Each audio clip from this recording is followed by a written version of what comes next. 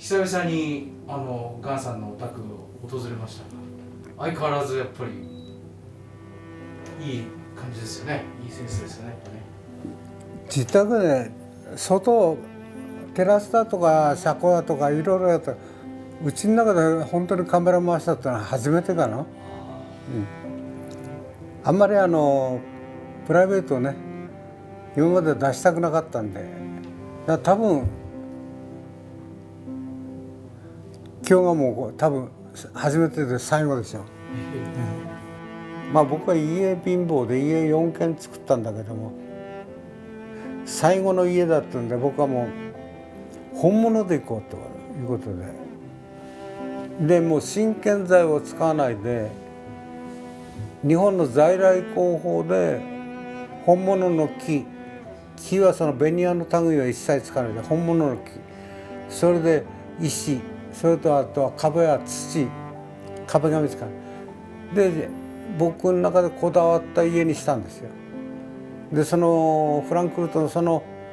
ホテルのバーに近づけた雰囲気にしたいと。僕の人生の中でレーシングドライバーっていうのはある数ページであって、ほとんど車の開発、タイヤの開発が僕の人生の主な部分で、それでニュルブルクリンクですから、このお城は最後のストレートを来る時に右の方にお城が見えて、僕も一周のたんびにそこを通るとお城に向かってこの州も安全に見守ってくれたっていうのをお礼を言いながら毎週走ってたんですけど、まあ走ってたっていうかあそこ時間が長いんで、何も考えることないんでお城を見てそういう思いをしながら走ってて、それでこれはデュッセルのもう今は当然なくなってますけども、ニュルのお城だけを描いてるアマチュアの画家がいましてね、それである種これインチキっていうか本当はお城がもっと小さいんですよ。それで僕はその画家にオーダーしてね、画商を通してオーダーして画家には会ってないんですよ。でニュルのお城をもうちょっと大きく描いてくれと。それでさっきも言ったようにね、僕これ晴天だったんですよ本当は。で僕の中ではニュルはね大体天気よりか曇りにしてくれっていうことである種オーダーして描いてもらった。だ逆に言うとその画家がニュルの絵を描いた唯一一枚、こういう絵は一枚なんですよ。僕が今生活できるのもこの家も全部ニュルのおかげなんで、それで僕はニュルの絵をうちのメインの部屋の正面にこの絵を飾って、まあヘルメットはね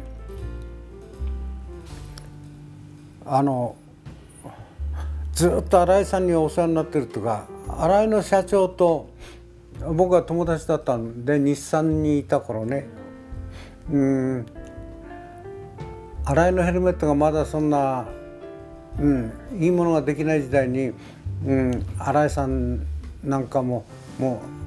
彼本人がね新井のヘルメット重くて使えないよみたいな話をしてた時代から新井と付き合って、おそらく日本で僕が一番先に新井のヘルメットをレースに使ったんですよ。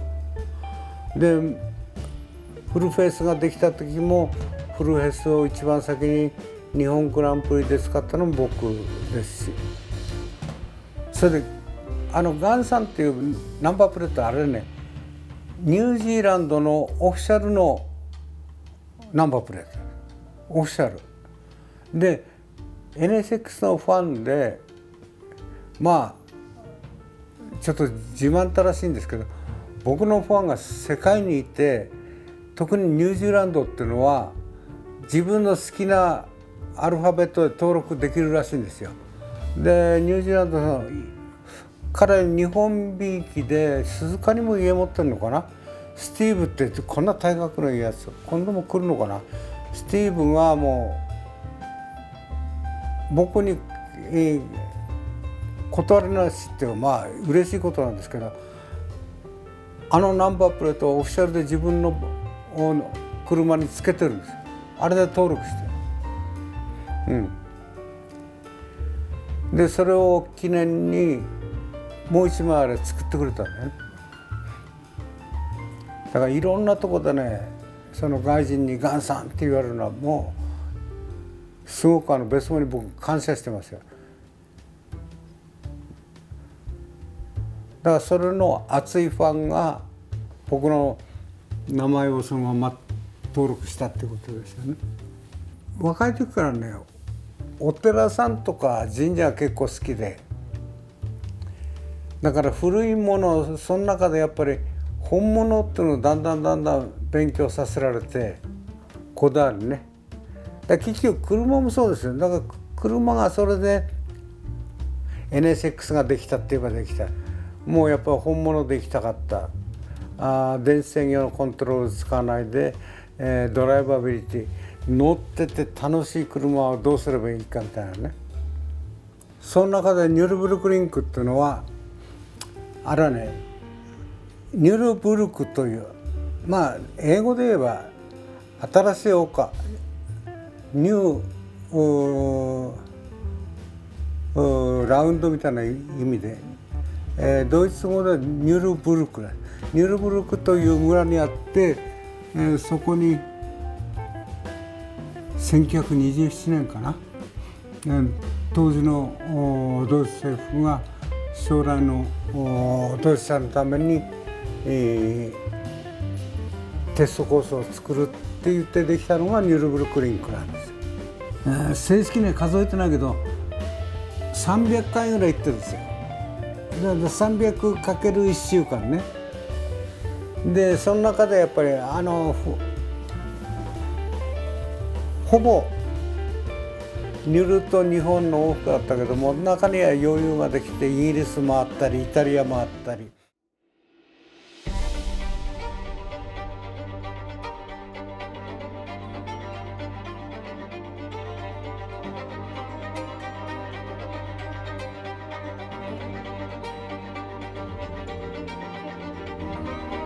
フランクフルトからずっと3号線を走ってきてますけど、早いよ今日は。ここまでもうすぐ48号線入りますけども、30分ぐらいにできちゃってんじゃないかな、ここまで。まあ R をみんなまだ知らないでしょうけども、昔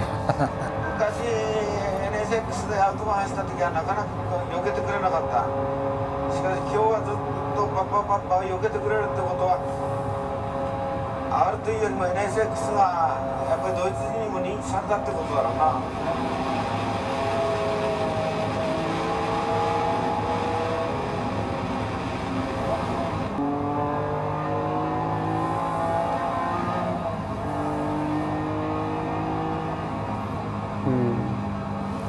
通い慣れたる。いや懐かしいというか、こういう絵を僕見るのは初めてだもんね。3号線の下をくぐって、そうそう。これ48から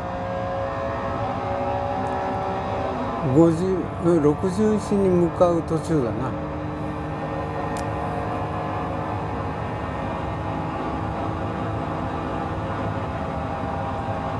まあ今のとこ青空が見えてるから大丈夫でしょうけども、唯一心配なのは天気だけどな。つまりニュルのコースがドライであってほしい、それだけです。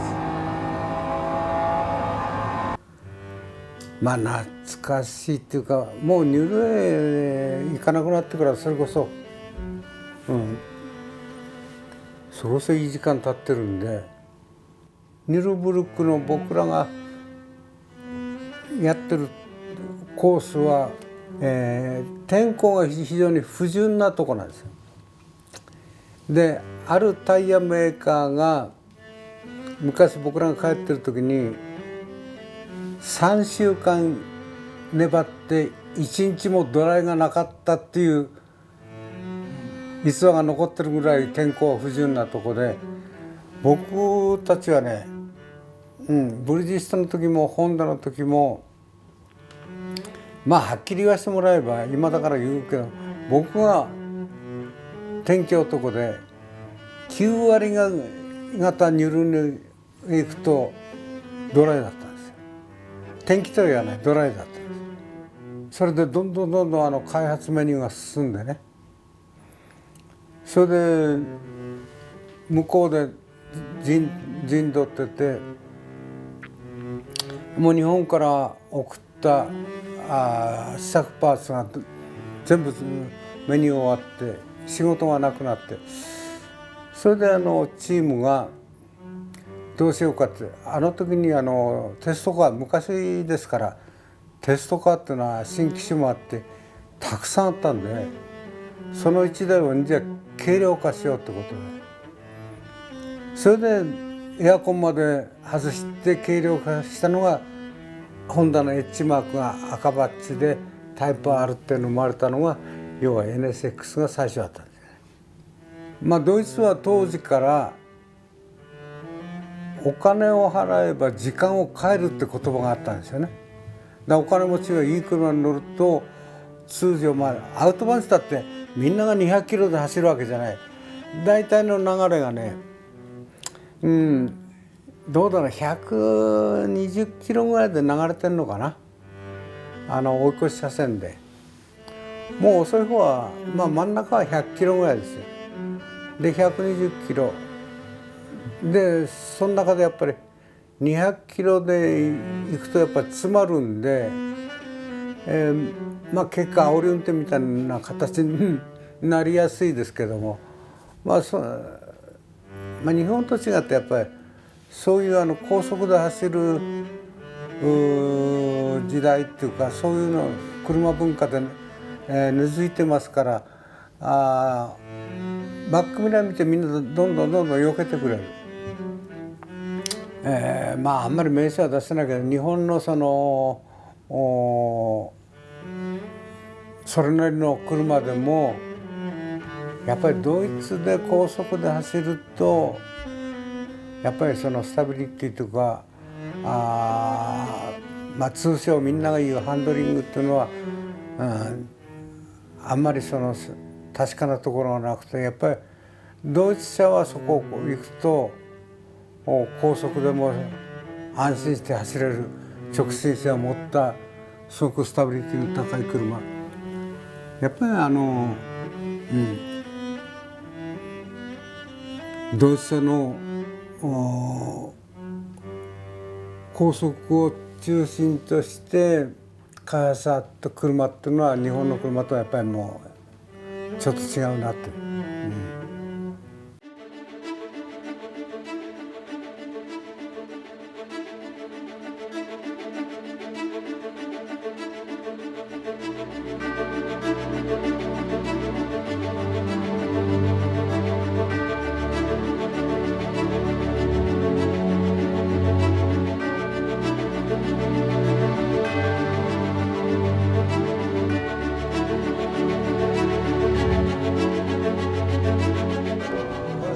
さっき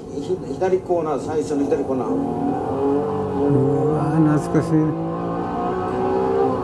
3速。これから下っていきます。タイヤがまだ冷えてるな。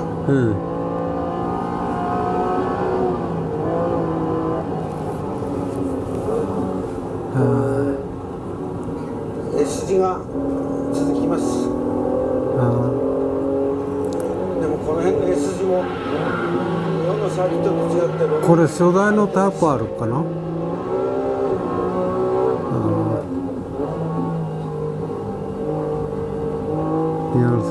急な下り2人。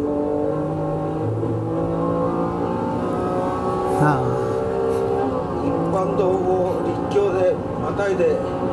これでジャンピングスポット、空しか見えない。今飛んだ。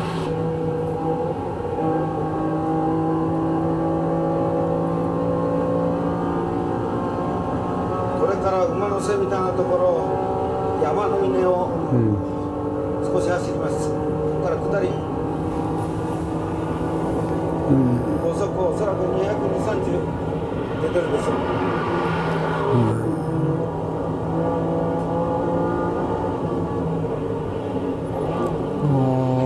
すごい。これ意外とフラットな右コーナー、ただかなり下ってます。これから下りの高速 S 字、高速、ここが下ったところです。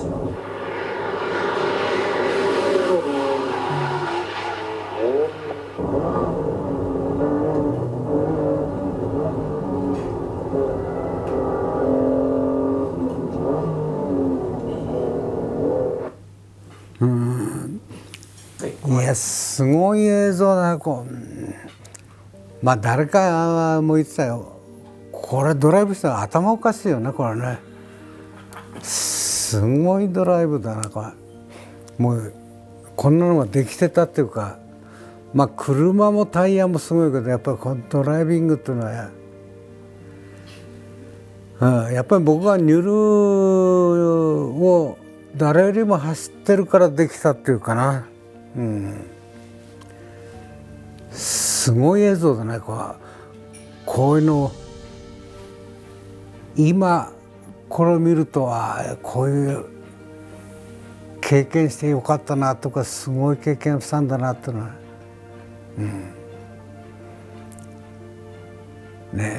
だからニュールブルクリンクっていうのはだか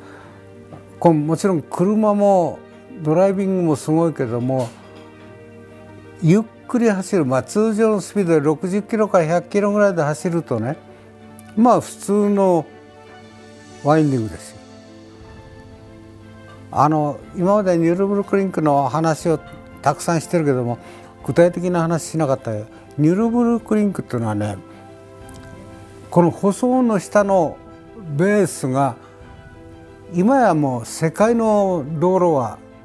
アスファルトの下、透明なんかは新透明でもいいですけども、舗装を張り替えするとこのぐらいがアスファルトで、その下はコンクリートなんですよね、ベースが。でニュルはなぜなのかって、コンクリートがまだなかったのかな。これ1メーター四方の天然石を置いてってるんですよ、ずっと。で何キロから何キロ地点まではどこどこ組、富山組とかね。でここから何キロまでは岩山組みたいなさ。だからその作り方によって微妙に違うのと、極論すると1メーター走ると路面変化があるわけです。その後いろいろ舗装を張り替えしても、そのベースっていうのはなかなかいい意味でも悪い意味でも変化しない。僕に言わせればね、その高低差とか R っていうのももちろん一つの命だけど、ニュールの命だけども、要は路面変化ですよ。1メーター走ると路面変化する、それがもうニュールの凄さっていうか命というか。だからそこを高速って全開で走ると、今みたいな映像のように車が不安定になりやすい。